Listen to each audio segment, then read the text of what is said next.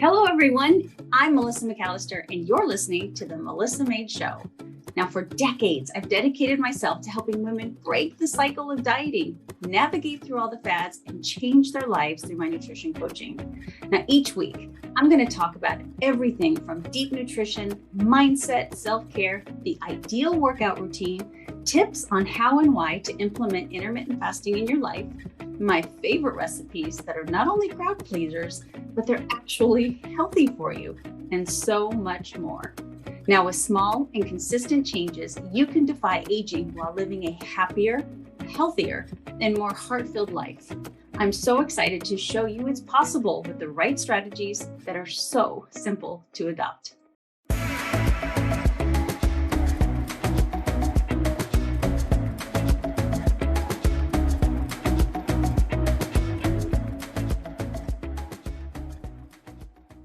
Hello, everybody, and welcome to the Melissa M.A.D.E Show. And if you can't tell, I might be blushing a little bit. And how do you make a doctor literally blush within, 30 seconds by just being beside yourself? How lucky you feel to be able to have him on the podcast. Being a nutritionist and having the opportunity to learn through podcasts and books and interviews and TED Talks and all of that. Dr. Will Cole has been a tremendous teacher to me, and he doesn't even know that. But I've had the opportunity to dive into many of his books, which I have right here. One is obviously, I think this was the first book of yours that I bought. Dr. Cole was in Inflammation Spectrum. And then I went into Ketotarian, which almost made me go vegan, almost. And then, of course, intuitive fasting. And Dr. Cole, I'm going to give you a proper introduction here in a second, but I'm a huge intermittent faster. So that's one of the things that I would love to talk about. But before I really dive into this man's brain and his education, I just want to give him this introduction of, let me move my cursor so I can read it. He's a leading functional medicine expert, consults people around the world via webcom, and lives locally in Pittsburgh. But it's nice and cold there right now. It is. He specializes in clinically investigating underlying factors of chronic disease and customizing health programs for thyroid issues, autoimmune conditions, hormonal dysfunctions, digestive disorders, and brain problems. Dr. Cole was named one of the top 50 functional medicine and integrative doctors in the nation, and is a health expert and course instructor for the world's largest wellness brands, such as M.A.D.E, Green, and Goop. That's pretty cool. And personally, he's also a husband and a dad to a son and a daughter who I have to say are a 50-50 spitting image of both you and your beautiful wife. Oh, thanks. When you see the pictures of your family, I'm like, I don't think you can definitively say that one of your children looks more like your wife or more like you. They're definitely a split between the two of you. Thank you. So we're gonna I have two golden doodles as well. Oh, you do? Yeah, two golden doodles, and I have two frogs, two aquatic frogs that were my daughters, and she quit taking care of them, so I took over. Of course, the valiant effort of being a frog dad as well. So can I ask what the name of your dogs are? Yeah, Scout and Harper, after To Kill a Mockingbird and books. Yeah. Okay. Yeah. Well, that makes sense. So I really was going to start a little bit more technical, but you put up a post not too long ago that just made me giggle, that it was a quote from your son saying, "Aren't you glad that I'm dabbling in gluten instead of other things?" And so I just would love to know, first and foremost, you're raising teenagers. What do you and your wife do in your household to help, raise happy, healthy teenagers the best that you can? Yeah, well, thank you. That was a funny one. My son Solomon is a very, very witty kid. Both my kids are, but that was something that he said, and I think it's important to know, first and foremost, and you know this, but for everybody that's listening out this, it's people, Instagram and social media is just one. It's the highlight reel of real life, right? And sometimes it can, especially people in the health and wellness space and whatever, it can look like we have it all together and we do all the things. And if you only measure it up to our health aficionados demigod status, you would have arrived. But the reality is that's not that's not true. It's a myth, not just in health and wellness, but around all social media in different spheres.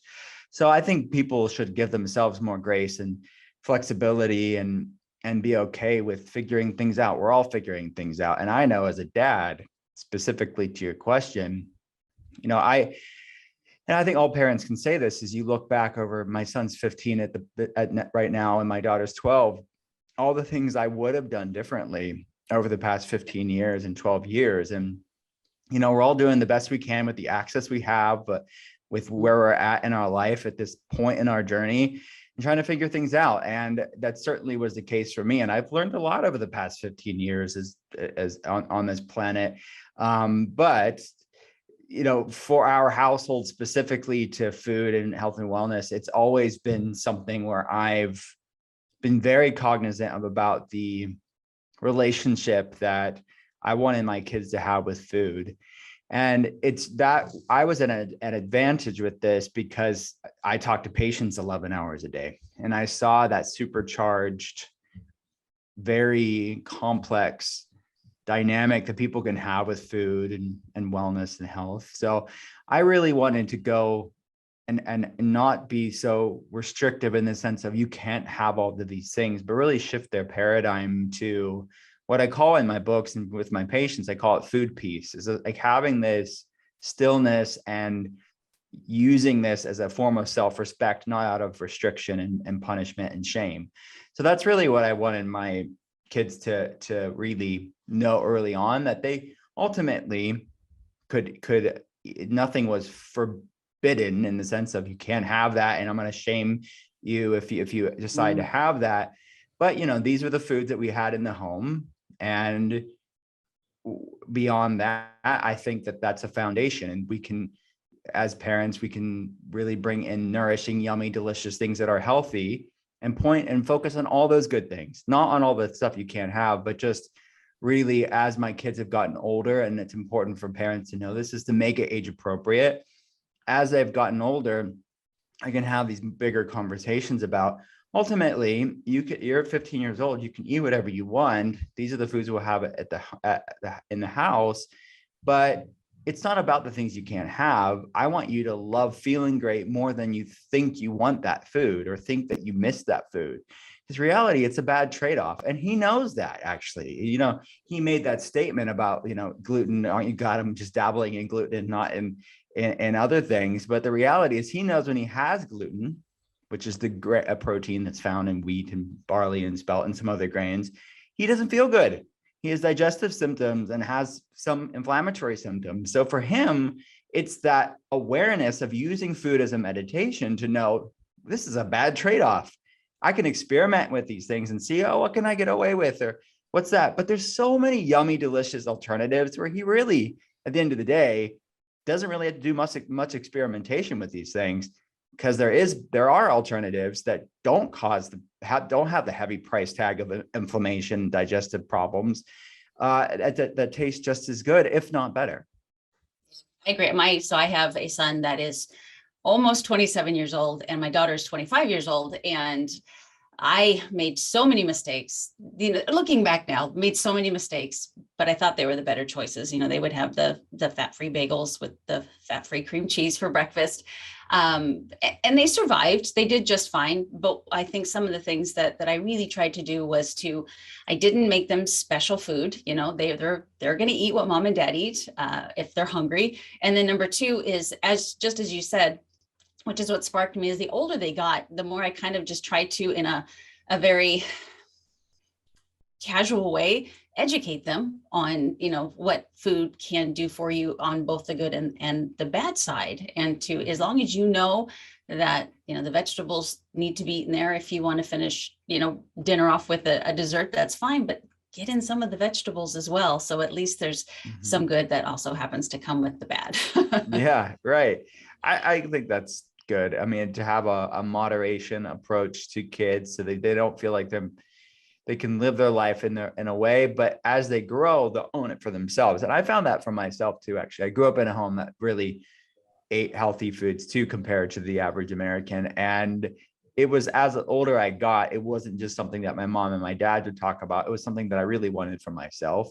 So that's what I see, is all these sort of micro seeds in a way that you plant with your kids, and they may not get it overnight, but so many lessons in life. As we grow up, we kind of see life through a different lens, and things just click, and we have that aha moment. And that's what I want for my kids, not just with food, but all aspects of life, and making positive decisions. That's really what this is about. It's making what's in alignment with how you want to feel, and foods will either move you towards that goal or away from that goal, and just like anything else in life. And it's a bigger lesson that I think all kids need to learn. Absolutely. And you mentioned with your son the gluten causing some inflammation, and you are an inflammation expert, so you even wrote the book on inflammation. Can you kind of explain maybe the difference between acute and chronic inflammation, and how something like the ketotarian diet can help combat inflammatory problems? Sure. Yeah. So inflammation is such a massive topic that is a massive part of my clinic. I mean, as you mentioned at the top of the conversation, I started one of the first functional medicine telehealth centers. So 11 hours a day, what I'm spending my time on is looking at labs and looking at patients' cases, and I'm consulting them online. And we're getting these inflammation markers down. We're improving their health through functional medicine. And there's different drivers of inflammation. If food is one of them, but stress, trauma, chronic infections, nutrient deficiencies, which food plays a part of that, hormonal imbalances, gut problems. These are all epigenetic modulators, meaning that there are things that we do in our life that happen to us, that we do, that influences our biochemistry. So inflammation is this massive product of our immune system, that it's not inherently bad, as you know this, but for people that are newer to this, like, inflammation is needed for fighting off viruses, healing our wounds, and killing off bacteria. That's a healthy, normal, measured, appropriate inflammatory response in the body. An inappropriate or imbalanced inflammatory response is what we call chronic inflammation. That's inflammation that's not appropriate. It's going on too high for too long, sort of that forest fire that's burning in perpetuity. That's the issue. That's the commonality between just about every health problem under the sun. When you look at autoimmune conditions or metabolic issues, type 2 diabetes, weight loss resistance, fatigue, digestive problems, fibromyalgia, go on to even brain health issues like anxiety and depression, brain fog, fatigue, ADD, ADHD, autism, all have been shown in the scientific literature to have chronic inflammatory components to them. So that is that breaking of that Goldilocks principle. Inflammation inherently not bad, but we don't want too high inflammation, or we don't want too low inflammation. We want it just right at the right time with the right response against, whatever the situation you're talking about. So that is something that I'm constantly exploring on an individual basis with patients. It's like, okay, where are the inflammation levels? What's upstream to the inflammation? Because notice that I said commonality. Inflammation is the commonality, but it's not the causation per se, in the sense of something's driving the inflammation. And every food we eat either feeds inflammation or fights it. So we have to look at food as being, because we're all eating, what foods do your body love? What foods does your body love? What foods does your body hate? And really looking at that through the lens of bioindividuality, is the fact that we're all different, with different microbiomes and sensitivities and intolerances, that a healthy food could be fine for you, but the next person I've seen, it could cause a flare up. So that's what bioindividuality is all about. And that's really the hallmark of functional medicine, is really realizing we're all different and looking at these nuances. And that's not just on a physiological level, it's also on a preference level too. Like, everybody likes different foods too. And you have to enjoy the foods, or at least have a piece about the foods that you're eating, because that stress and obsession and shame around that meal can create inflammation levels too. So that's the larger science and art duality that we have to explore when you're looking at health and wellness. And that's something that I love to do. It's really a fun job that I get to do. So talk to me about how you came up with the idea of Ketotarian, which I think is genius, by the way. Thanks. Where that came from, being mostly plant-based and still being, on the higher fat spectrum, which is a considerably hard thing to do. But you did break it down very well. Did that stem from, working with people with so much inflammation? that this diet helped that. Yeah. Sorry, the second part of your question, absolutely. So I talk about it in all the books because it is a major part of my clinical work. So Ketotarian, the inflammation spectrum, and intuitive fasting, all the books talk a lot about inflammation and how they're all different tools to calm inflammation. And that's really the other part of this too, is that we all have, because everyone's different, we have to find what tools work within your toolbox. Like, what are the biggest needle movers for you to start feeling better? Whatever that looks like. So Ketotarian, you mentioned vegan. It's not, and for people to know, like the cover was controversial amongst vegans. I knew when it came out, because I said mostly plant-based, in parentheses, mostly. And then the picture of the book is an avocado. Yeah, it's an avocado with an egg in it. It's an egg-ocado. And I did that intentionally. That whole recipe, I was like, I knew visually what I wanted it to be. I wanted it to be this amalgamation or alchemy between plant-based and something not plant-based. That was more keto, like an egg, was something, but it was still vegetarian, right? It was certainly not like a slab of raw meat on the cover, but it was even an egg yolk could be offensive to some people. Yep. And that's the point of the book. It's really shaking things up around the conversation of, why do we always have to be toxic tribalistic about these things? Why does it have to be either or? Can't it be both? And can we pick the best of both worlds instead of saying, well, this is my thing, and like, you're not in my thing, and we're going to fight around food, let alone all the other things that people fight about on social media in our world. So I really was coming together as, how can we do keto in a clean way, and how can we do a mostly plant forward way of eating in a clean way? Yeah. And it was, to your point, of what I've seen clinically, because I saw a plant-based community really trying to do the right thing with really good intentions, oftentimes, that they're struggling with fatigue and digestive problems and inflammation and autoimmune problems, despite eating better than most Americans. Then on the other side, you said the keto community that was kind of in the same boat. They had this honeymoon period with the ketogenic diet conventionally done. And then after the honeymoon period ended, they were stuck with digestive problems and weight loss resistance and other inflammatory symptoms. So instead of saying, well, they're both horrible and we shouldn't do them, can't we extrapolate the good things from them? And that's what I try to do with Ketotarian, is really show them, in a way, it's sort of a Mediterranean ketogenic diet that's cyclical. You're not always in ketosis. We can bring these clean carbohydrates in around a female hormone, a menstrual cycle, around a heavy workout, or just around preference, because you want to, and you want to have some flexibility and grace with this. So that's really, it's a pescatarian, vegetarian, and vegan keto options for people. And it's a great way. I mean, beta hydroxybutyrate, a ketone that your body naturally produces, is not just a way to burn fat. It's an epigenetic modulator, which means it really works on all these pathways, specifically these inflammation pathways, like the NF-kappa B, NRF2 pathway, the NLRP3 inflammasome, COX2 pathway. I can go on and on. Basically, lowering pro-inflammatory cytokine pathways, increasing pro-antioxidant, pro-longevity, pro-health pathways. So yeah, it's a tool to use for sure. So just on a personal note, what are your, because I was going to ask you, it seems very, Mediterranean to me, which is obviously, the healthiest diet out there. What are your thoughts on red meat? Is that something that you have very often in your diet? Are you cautious with it? No, I'm not cautious with it.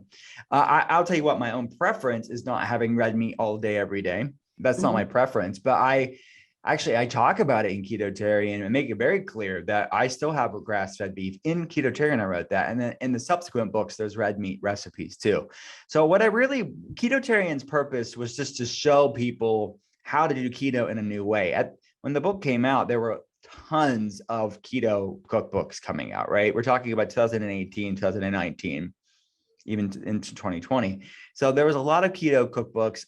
To me, from a literary standpoint, I didn't want to just write a book for the sake of it. I really wanted to show a different perspective and how you could do these things. And then there's tons of other books written by friends of mine and colleagues of mine that did have other omnivore recipes for keto that you could use. But there were no grass-fed beef recipes in the book, even though I referenced the fact that you could bring this in. Actually, what I said was, after there was a 60-day protocol in Ketotarian that after the 60 days, one of the modifications was bring in grass-fed beef if you wanted to experiment with it. Because there are certainly some people that are eating too much of it, especially people that have a lot of intestinal permeability, sometimes eating lots of saturated fat. And certainly that's not just grass-fed beef. That could be coconut oil and ghee and dairy as well. But grass-fed beef could be part of that, especially if you're having lots of it all day, every day. That can, for some people, add to the inflammation because it's just not enough diversity. And the saturated fat can increase endotoxemia from these gram-negative bacteria called lipopolysaccharides. So the point of being is like, and I talk about that in the book, part of the reason why we want to modify that. I talk about that also in the inflammation spectrum, that diversifying your fats and proteins is oftentimes a good idea. So yeah, I eat grass-fed beef and I enjoy it. I have like a grass-fed burgers is really what I have. I'm not much of a steak guy. I'm not going to like have all that stuff. Like I'm really not like a super carnivore, but definitely an omnivore. Okay. I saw your reel, which I loved, and I reposted it when you were, kind of poking fun of the fact that some people say that fasting can be, can trigger disorders and stuff like that. And then this book, actually, Intuitive Fasting, was I need to show you the inside. The whole damn thing is highlighted. I mean, my highlighting pen literally went dry on me. It's such good information. And I've been an intermittent faster for over 25 years. And I always tell my following, it started off as an accident. I didn't know I was intermittent fasting because I'm just not a breakfast eater, never have been. And I taught group exercise in the morning on an empty stomach, had a ton of energy. I've always been able to stay lean. So I kind of started to learn that, maybe this fasting thing had something to do with it, and really started diving into it and seeing how good it is for you just holistically. But I used this intuitive fasting to help create, which I gave you full credit for, a 4-week program to help people through kind of playing with fasting, because I love the way that you broke it up into, starting with the 12-12 and stuff like that. So would you mind sharing with my audience who are huge, my whole platform is intermittent fasting, your thoughts on intermittent fasting, and maybe somebody who's new, how they would approach it. And then also if you would share maybe if like someone like me, because I would love your input, I do extended fasts here and there, your thoughts on extended fasts and how to regulate one of those. Sure. Yeah. And that book, like I got to write that book over the pandemic, right? I wrote it starting in the beginning of the pandemic, actually started right before, but that really the bulk of it was over 2020. And it came out at the beginning in the first part of 2021. And I didn't realize, like, to me, it was, again, born out of my clinical practice, seeing patients all day long. I really wanted a grace-filled, loving, gentle, flexible approach to intermittent fasting, because that's what I do.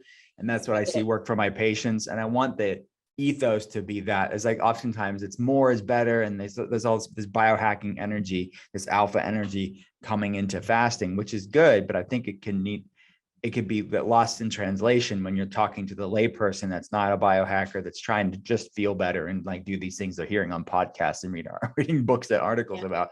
So that's what the book's about, is really like checking yourself of like, how can you really check in intuitively to how to use fasting and different types of time compressed feeding, which is the subset of fasting that I talk about in the book, or time restricted feeding. And I didn't realize how controversial the book was going to be. Like when it came out, it was like, there's so much noise on social media. I'm thankful that I was seeing patients all day long. I didn't have much time to even look at it, but there was quite a bit of negativity about the book, way more positivity, but more negativity than I ever saw with the other 2 books about it, because there was the intuitive eating community that really didn't read the book, but took it as like an offense to them. And this is nothing new. I mean, our culture is addicted to being offended and triggered. So it was not a commentary on them. It was an intuitive fasting. The book is exactly what it says it was. It was not a capital I, capital E intuitive eating book, which is a book from the 90s that's used, in different eating disorder communities. And I talk about that in the book, in the sense of this isn't for people with eating disorders. So there's very clear message in the book that this you should talk to your eating disorder specialist. You talk to your doctor about that. And that's what I would say for my patients too, like talk with your eating disorder specialist. It's not like you couldn't do intermittent fasting, but you definitely need to get the go ahead to, depending on your case, where you're at in your recovery. So that book was a learning experience for sure, because anybody that actually read it knows my message in the book. It really is this like checking yourself, and more isn't always better, and really finding this sort of ancestral meditative relationship with fasting, which humans would have done for thousands of years, and really getting back to the heart of what humans would have done intentionally for thousands of years, like times of fasting for different spiritual purposes and health purposes. And it's that beautiful. Using fasting as a meditation and a medicine is something that's where I really, what the whole ethos of the book is about. So it's this sort of crescendoed, vacillating, ebbing and flowing, expanding, contracting, eating and fasting window cycle, which you know about. So each week is a different window for eating and fasting, and it's a meditation and it's a medicine. So it's really like using what I call these metaphysical meals to kind of, it's just sort of introspection, journaling, meditation, getting out in nature when you're doing these practices to really recalibrate your relationship with food and stillness, which a lot of people are afraid of stillness and not distracting themselves with food and entertainment and the next thing, right? Yep. It's really just sit into stillness. And there's that's great from a meditative, mental, emotional, spiritual side of things, but it's also fantastic for your body. It's this proverbial siesta for your physiology that allows these healing pathways that the science around fasting really is exploring, like the anti-inflammatory, gut balancing, metabolic flexibility inducing benefits of it. So yeah, it starts with the 12-12, which is, it's interesting because one of the criticisms that I was hearing about the book, for again, people that didn't read it and talk about judging a book by its cover, but they said, well, you should just be fasting through the night. That's your fast. And I said, well, that's what I actually talk about in the book. It's actually not eating too late at night to allow. So week 1 and week 4 are that. It's just not eating too late at night to allow a proper fasting period. So basically you stop eating a couple of hours before bed. So I think a 12-12 is a great way for the people that are doing late night snacking or eating really inflammatory foods to really give their gut a break while they sleep until they break the fast for breakfast the next morning. So there's only 2 of the 4 weeks are actually 18-hour fast, and then an M.A.D.E fast every other day. So it just goes up and goes back down. So it's a cyclical fast that I utilize Ketotarian. So book 1 and book 3 really go hand in hand in the sense of that's using Ketotarian as a tool, because I would never advocate, as a functional medicine practitioner, I would never advocate to fast your way out of a poor diet, which is another misconception about this, that is a recipe for a really disordered eating, because you're basically going to binge on junk food and then fast. Like that's the antithesis of what the actual science around fasting and what us advocates in this community really are looking at. So Ketotarian is a way that complements a fast because it's fasting mimicking. You can mimic the benefits of fasting when you're eating food. So that's what we're sort of melding Ketotarian, which is fasting mimicking, with this flexible cyclical fasting. And that's what intuitive fasting is about. Okay. So tell me, do you follow a fasting schedule? Are you very intuitive with it? Yeah. How do you incorporate that in your lifestyle? Yeah. So that's definitely, I will do that protocol in the book, the 4-week protocol. I will go through the rhythms of that cycle, because that's part of the reason why I put the protocol the way that I did. Because with patients, you can do a lot, right? With patients, and you're looking at labs and knowing their health history, you're able to really tailor it on an individual basis. You can't do that when you're writing a book. You kind of have to, as a writer and a clinician, you have to say, okay, if I'm not there clinically monitoring this person, how can I make this protocol work for them on their own? So that protocol is really me saying, okay, this is me not being clinician. This is me just educating through the book. How can I make this protocol stand alone without me there to walk someone through it? So that protocol is something that I do all the time. It's something that I have a lot of experience with on a personal level, and obviously the different eating and fasting windows I have seen patients utilize. So that is, but as I recommend in the book, after a few cycles of the 4-week protocol in the book, I want people to evolve it to suit their body intuitively. That's the point of the book. The Yeah. protocol in the book is just a springboard for you to learn about your body, to use fasting as a meditation and medicine. But after a while, you will have grown in awareness in what your body feels like. What does your body love more of? What does your body not feel so good with? So maybe you will find, oh, I did better with this type of fast, but not with this one. I want to do less of that. So after 2 or 3 or 4 or 5 beyond cycle, this is a lifestyle change. People will intuitively be able to evolve their protocol for themselves. I just am giving them the confidence and the roadmap to get there so they can really be able to learn this art of wellness for themselves. So I will do, I typically, like today, I'm doing an 18-hour fast. So that would be week 2 in the book. I did an M.A.D.E yesterday, which is week 3 in the book. So I'm constantly vacillating between all of these. And on the weekends, I typically will rest in a 12-12 and have breakfast and do it that way. That sounds wonderful. And I doing the group, honestly, nothing but positive feedback. And I really enjoyed, because I would have people in the group that have been fasting for a long time, but had never tried an M.A.D E, or even would go back to a 12-12 instead of living the 16-8 or the 18-6 and be like, wow, that was great. And so if you've never done it before, the beauty of this book is giving you, kind of a taste of all the different ways. And you can see, because some people will say, I can't imagine just eating 1 meal a day. But if you do it, you do it once and you do it every once in a blue moon, it's great for you. And you'd be surprised, I think it's very healthy for your relationship with food and to really trust your hunger signals. Yeah. and to find ways to soothe yourself, without it being food. So nothing but positive Thanks. Response from my group for sure. Thank you. So can you share with me maybe some of the in your clinic, some of the things that you see people have maybe issues with or struggles with, because especially coming off of the holidays, I know the carbohydrates and especially the sugar intake comes up a little bit higher than it normally does. So coming back down off that and trying to get back into a lower carbohydrate lifestyle, some of the tricks of the trade to help people with that, and or some of the problems they might see in the beginning, and if they're patient, to just move right through them to be able to really control, the insulin and all that stuff. Sure. Yeah. And I realize I didn't fully answer your question about prolonged fasting too. And I definitely am an advocate for those as well, if it's clinically appropriate.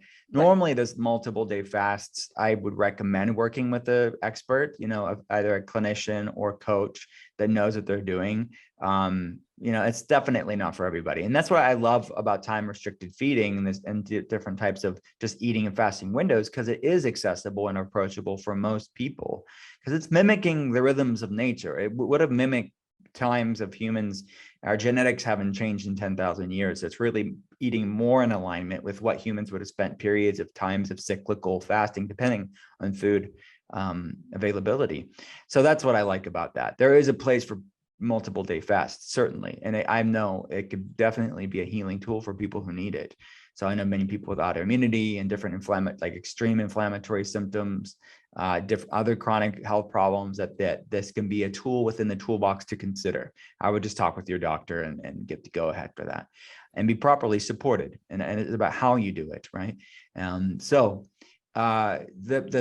What I would say to anybody is this is a tool to really, the term that I think of, or the phrase that I talk about this intuitive fasting, was Paracelsus. Paracelsus was the father of medicine. He's known as the father of toxicology. He was in Switzerland in the late 1400s, I think in the early 1500s. He called fasting the physician within, which I think is a really beautiful way of putting it. It's this chance. So if you're coming out of the holidays or coming out of a vacation or coming out of the, whatever thing, if you're like kind of lost your way in a way, you're eating out of alignment with what works for you, how you can find your center, I find, is following the principles that I talk about in an intuitive fasting. It's like, how can I calm things down? How can I calm the noise? Because oftentimes there's a lot of external noise in our world and a lot of internal noise in the form of chronic inflammation or gut problems or hormonal imbalances. And I think that the world is begging for a stillness.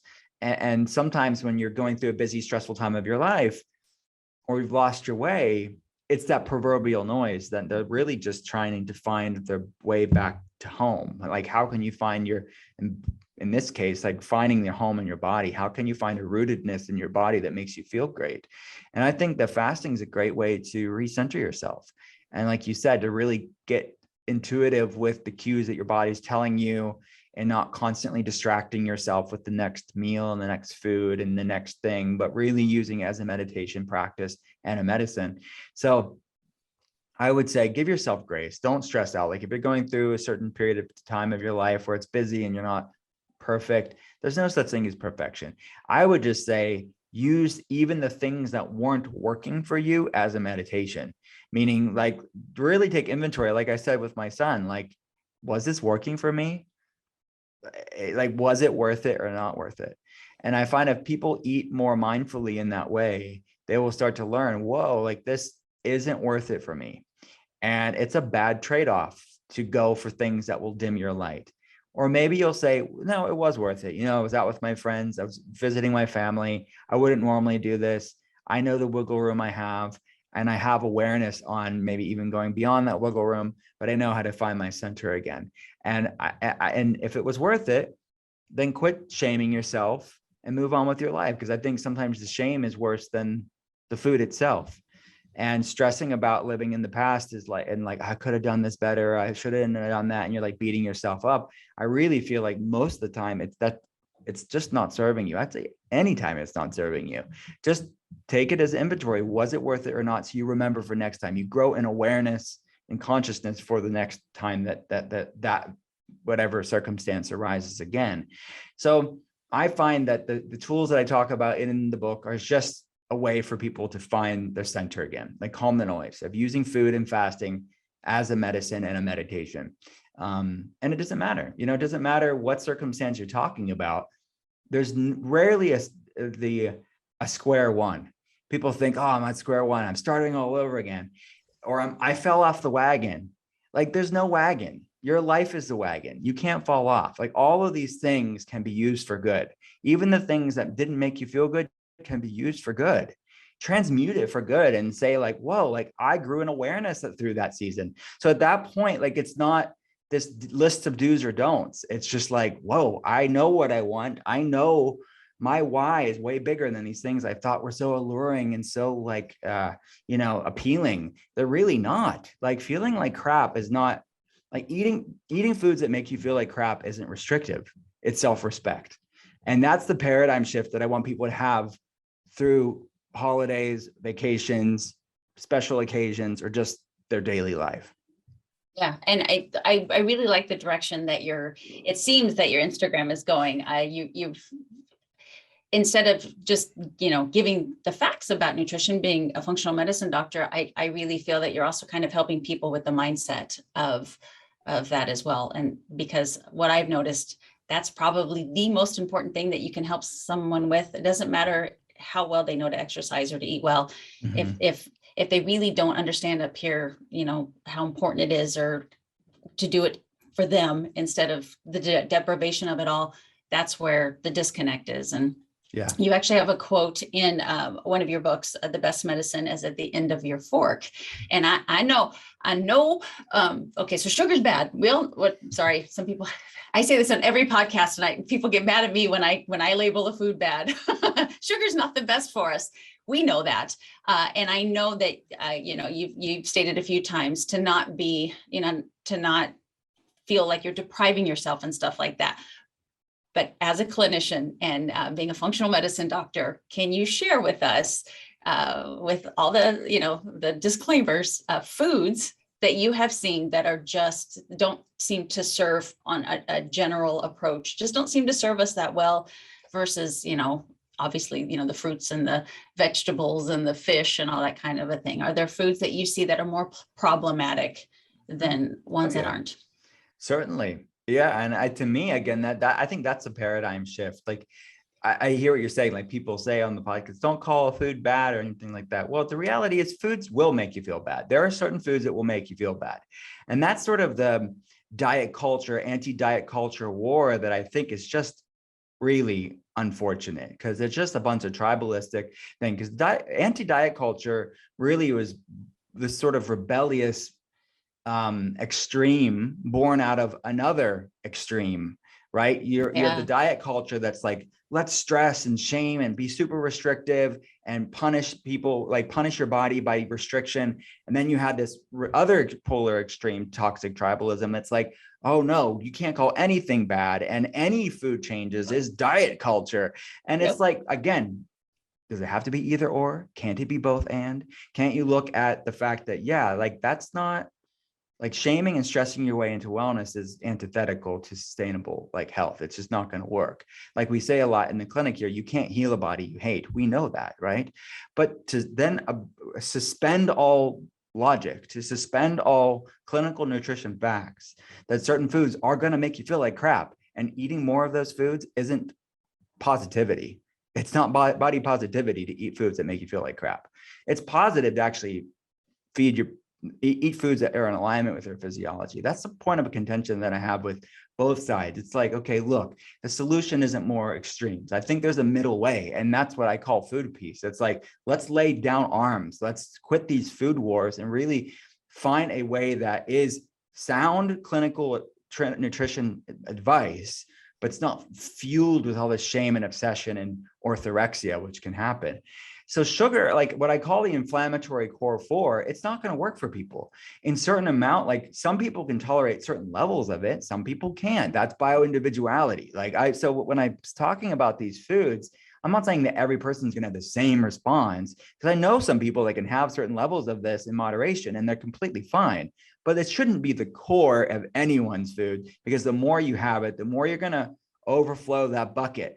We all have different bucket sizes. That's our genetic tolerance for stressors. Some people have small buckets. That's a lot of my patients. A lot of people with autoimmunity, they really can't handle much of these foods.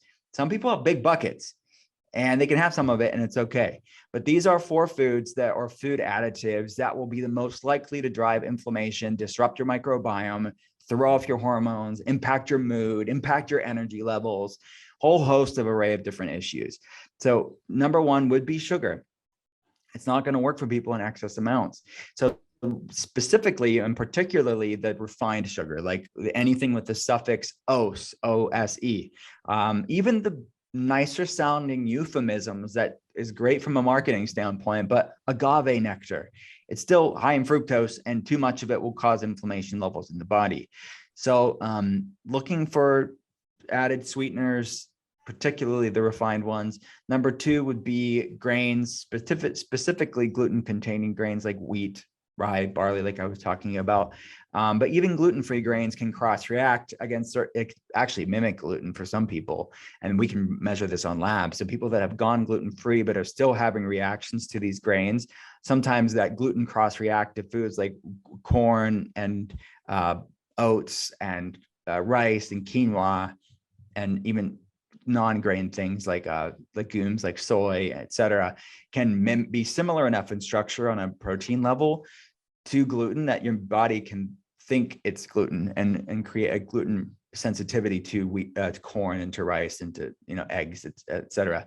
But anyway, so grains, specifically gluten-containing grains. 3 would be industrial seed oils like vegetable oil, canola oil, soybean oil.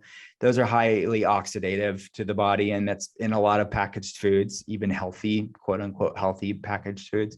And number 4 would be dairy. And again, you can have a nuanced conversation about the grains and the dairy, because sometimes, there are better versions of things out there, right? And I don't want to make blanket statements about that, but certainly to consider looking at conventional dairy specifically. And by conventional, I mean like the dairy you get in supermarkets, and having lots of it, like A2 milk, grass-fed, organic, cultured, like dairies, cheeses, yogurts, kefirs, can be better than like straight up conventional milk, but still it can be inflammatory for some people. So that's what I call the inflammatory core 4. And there's no way of cutting it. More people eat of those foods, the more it's going to make you feel like crap. So yeah, I would call that bad. It's not, feeling lousy isn't good, certainly. And obviously you want to, if you've got these core 4 and you kind of want to see if you have sensitivities to these, or if these make you feel icky, how long do you suggest somebody abstain from having that food product? Because I've seen 2 weeks, minimum of 2 weeks, and sometimes I've seen up to like 3 or even 6 months of being without it, to see how it affects you. What is your protocol normally for someone to cut it out and see how they feel? So that's really what the inflammation spectrum, which is my second book, is all about. It's really, I start the book out with the quiz in that book. And the quiz is adapted from questions that I ask patients when I'm consulting them online. And it really is, I want them to find out where they're at on the inflammation spectrum, mild symptoms to extreme symptoms. And we go through every system in the body. And then there's a protocol depending on what their score is, and then a different toolbox for the different areas that are the highest, most problematic areas for them, like brain health, for some people, hormone health, for some people, digestive health, musculoskeletal health, etc. So to answer your questions, I mean, like if someone does 2 weeks, they could get some feedback, biofeedback for themselves, and like, oh, like I didn't feel good when I bring this back in. So I'm not saying 2 weeks couldn't be insightful and helpful. But I would say a minimum for most people would be 4 weeks. And that's what the core 4 protocol in the inflammation spectrum is, 4 weeks. If people score higher, they go into what they call the eliminate protocol. And there's 8 foods, not just the 4 foods, it's 4 additional ones that are for higher people that are higher on the inflammation spectrum. And that's at least 8 weeks. But as I say in the book, it doesn't have to end at 8 weeks. I mean, some people have to do that longer. And reintroduction is just as important as the elimination of the potentially inflammatory foods. I want you to see what your body loves and what your body hates. So reintroduction is paramount, because you want to know, oh, maybe you did fine when you reintroduced 6 of those foods, you were fine. But the 2 of the 8 were problematic. So knowing those 2 foods to take them out to keep your symptoms better and you to continue to heal your gut and keep inflammation levels lower, it's going to be a good thing. But you still have the flexibility of bringing those 6 other foods back in. So it's not demonizing those 4 or 8 foods. It's saying these are potentially problematic, but because of bioindividuality, it may be a problem for you or it may not be. So be your own N-of-1 experiment and really lean into intuitively checking in with your body to see how these things make you feel. And as I say in the book, just because, like, let's say you bring them back, one of them back in, and you have a symptom like some digestive symptom or bloating or fatigue or something like this, it doesn't necessarily mean that that food is a problem for the rest of your life. It just may be brought back in too soon. So I'm not making a mandate indictment on it for the rest of your life. I'm just saying temporarily, it may have been a premature reintroduction of that food.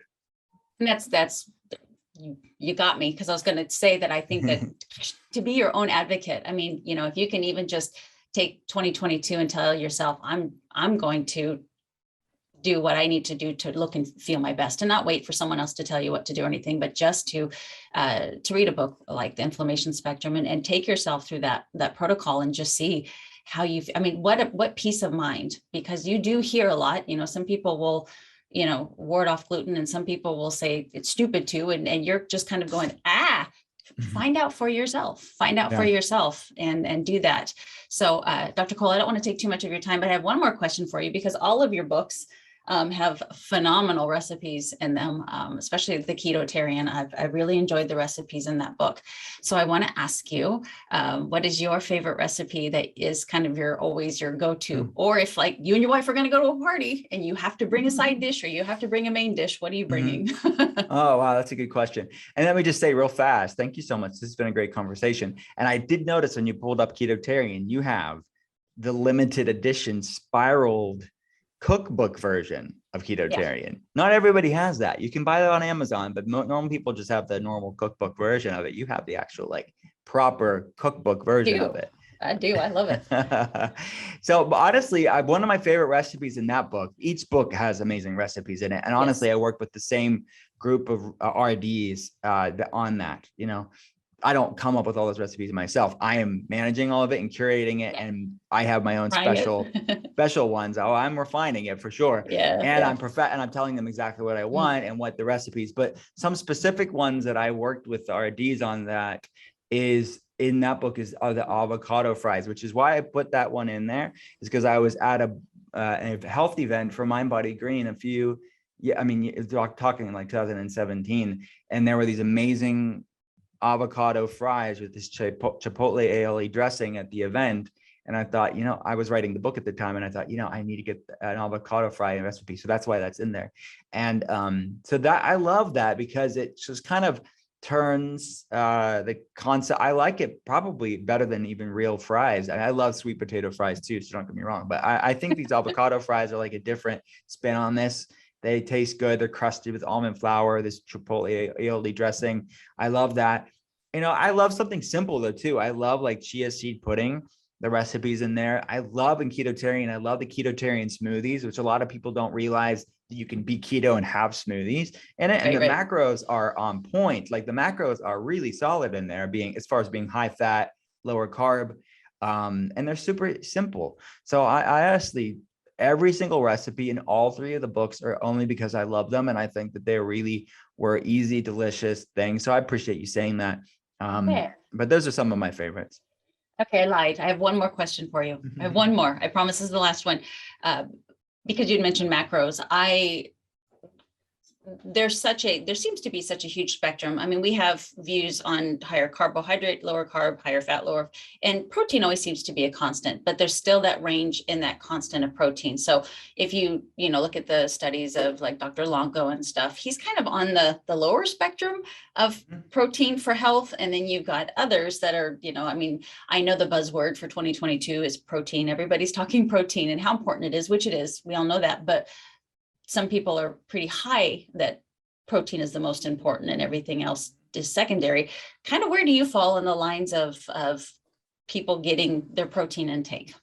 That's a good question. I think that the quality of the protein matters. And I think that's probably part of the problem why there's so much discrepancy. And like, even with Walter Longo talking about the fasting FMD, like fasting mimicking diet that he talks about, it's what, a 5-day protocol of protein restriction, but then he doesn't give much advice on what to have the rest of the month. Like, obviously, I'm assuming he would advocate pretty healthy eating, but he doesn't give specifics on where the macro should be beyond the 5 days monthly for the FMD, because protein restriction and protein moderation is a major part of ketosis, because we know its impact on mTOR, which is the mammalian or mechanistic target of rapamycin, which when you're looking at longevity, which is something like Walter Longo is looking at, and other people in the research space looking at fasting and fasting mimicking protocols with longevity, protein moderation and its implication with mTOR and other pathways like autophagy is important, because that's the goal of living a long life, is kind of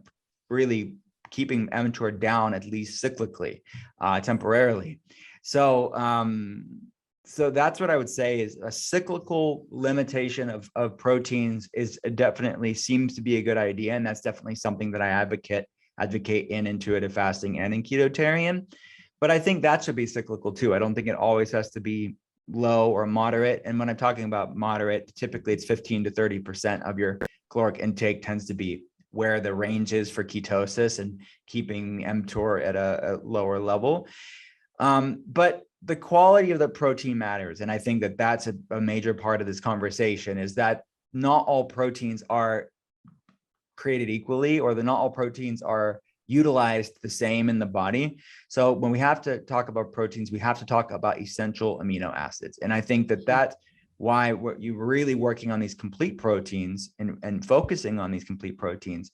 And if you're not getting enough of them, consider maybe even supplementing with some essential amino acids or branched chain amino acids to fill that in. I don't feel like it has to be a major part of your diet to get what you're going for. But if you're not eating a lot of complete proteins, then you may have to have more protein in your diet to get the adequate amounts, because of different percentages of different essential amino acids. But I think if you're doing it smartly, that you really don't need to be on a high protein diet. And I would say there's a lot of studies to show a high protein diet for a long period of time is not advantageous. So I think that that to moderate your protein, but make sure it's good quality protein with the essential amino acids that are there. And keep in mind that when you're in a state of ketosis cyclically, it's protein sparing, meaning you even need less protein because your body tends to hold on to it and preserve it and not burn through it when your body's in a metabolically flexible, fat adapted ketotic state. So that's an important part too. So I think all of these things should be looked at. Metabolic flexibility, the quality of the protein, and the cyclical limitation of protein should all be considered. Love that. Love that. And highly agree. I know that we can find you on Instagram. Obviously, you're very active on Instagram. I appreciate that. That's my preferred platform. And you have the Art of Being Well, a podcast, which is phenomenal as well. Are there any other places that people can find you? And are you in the works of doing anything new coming up here that you can share? Yeah. Well, thank you so much for having me again. Yeah. So the Art of Being Well podcast, new episode every Thursday, drwillcole.com. They can get the links to everything there. The books, the podcast, the quizzes, and the books are on the website too. There's loads of free content there at drwillcole.com. I'm really just working on, and this has never really changed, but I'm really working on getting the clinical work as optimized and immerse myself in it as much as possible. We've, in addition to the one-on-one concierge model, which we normally do, like that's most of my day is talking to people like this, like we're talking online and we're going over labs and clinically monitoring them and guiding them, coaching them. But we've launched about 2 years ago a group model, which has grown so nicely. So I'm able to create this beautiful community with people, and they still have one-on-one coaching care with health coaches, but they also have weekly group calls with me. So it allows us to really, a mission of us is of me and my team is to really make functional medicine more accessible and more affordable to people around the world. So that's definitely something that I'm continuing to work on. I am working on book 4. So that won't be out until January 2023. Probably early, let's just say early 2023, sometime in the new year. So TBD on that, but writing takes time. So it's just, especially when you're seeing patients all day long, it's like, okay, I do this on the weekends. Yeah. And you've got kids and a wife and 2 dogs and frogs. Frogs. Taddy and Hopper need me. Taddy and Hopper need me. I can one up you, Dr. Cole. I have 3 bobcats and I have 3 raccoons as well, but they're to be released. But yeah, so we're strange animal people. So I relate to the frog actually quite well. You have bobcats? I do. They're bobcats. They're wow. They're unable to be released. Wow, that's so cool. I love them. I do. They're hard to love, but I love them. Are they friendly or no? Yes, not like a domestic cat. They're not like super friendly, but they are friendly. You can pet them. You couldn't like snuggle up with a bobcat. You can. Their personalities are just as different as a teenager's. They're just one is horrible. She's mean. The other one is just as sweet as can be, and then the one is the middle of the road. So, where do you live? Texas. That makes sense, right? Wow. I mean, yeah, I guess I saw some bobcats in Arizona once. I mean, they're pretty big. Yeah. Yeah. It's my husband and I just have a big soft spot for animals, and we're a satellite facility for a sanctuary. And so we just, open our home. Yeah. That's awesome. Maybe you can visit them someday. You beat me with I just have little aquatic frogs. Hey, they're still important. A life is a life. Yeah, that's right. That's right. So anyway, thank you so much for this time. I've been looking forward to this interview for a really long time, and I appreciate you taking an hour out of your day to speak to me and my listeners, and we will continue to follow you. And I really want you to know that you have been so instrumental in my own education and me being able to share all the things that I've been able to share with my following, and you're much appreciated. Well, thank you so much. I appreciate it. You're welcome. You guys have a great time, and we will see you soon.